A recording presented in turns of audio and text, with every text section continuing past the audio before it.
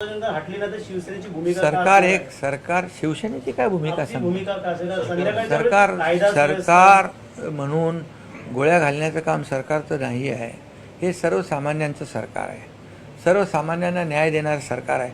म्हणून तर मी सांगतो ना की जे आम्ही दिलं ते जे आज टीका करतायत त्यांनी टिकवलं नाही. त्यांची भूमिका त्यांनी स्पष्ट केली पाहिजे की काय भूमिका आहे तुमची यांच्या आंदोलनावर. आणि जेव्हा आम्ही बैठकीला बोलवतो, जेव्हा मी मुख्यमंत्री असताना, तर बाहेर तर खूप काय काय बोलतात. समाजाला पाठिंबा आहे, बैठकीला येत नाहीत. ही असली दुटप्पी भूमिका का घेता? जी भूमिका आहे ती स्पष्टपणे घ्या. आणि म्हणून मराठा समाजाला न्याय देत असताना सरकार त्यांच्यावर कुठलाही अन्याय करणार नाही किंवा मराठा समाजाला न्याय देत असताना इतर कुठल्याही समाजावर अन्याय करणार नाही. अरे जे आरोप करतायत त्यांनी पहिलं स्वतःच्या गिरेबांमध्ये झाकून बघावं.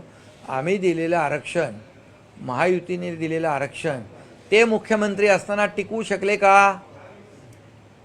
का दुर्लक्ष केलं? मग मराठा समाजाबद्दल किती तुम्हाला कळवळा आहे? किती तुमची भूमिका दुटप्पी आहे? मराठा समाजाचं आंदोलन लाखांचं झालं त्यावेळेस कोणी टीका केली होती सामनामधून? कोणी टिंगल केली होती?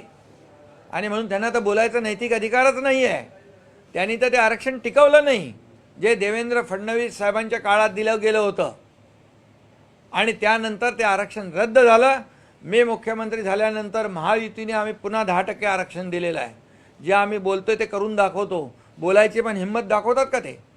त्यांनी फक्त निवडणुकीची मतं घेण्यापुरतं ते राजकारण करतात. या ठिकाणी 5,000 अधिसंख्य पदं, 5,000 लोकांना नोकऱ्या देण्याचं काम कोणी केलं? हिंमत आम्ही दाखवली. त्यावेळेस देखील मुख्यमंत्री असताना काय हिंमत दाखवली नाही आता जे आरोप करतायत त्यांनी.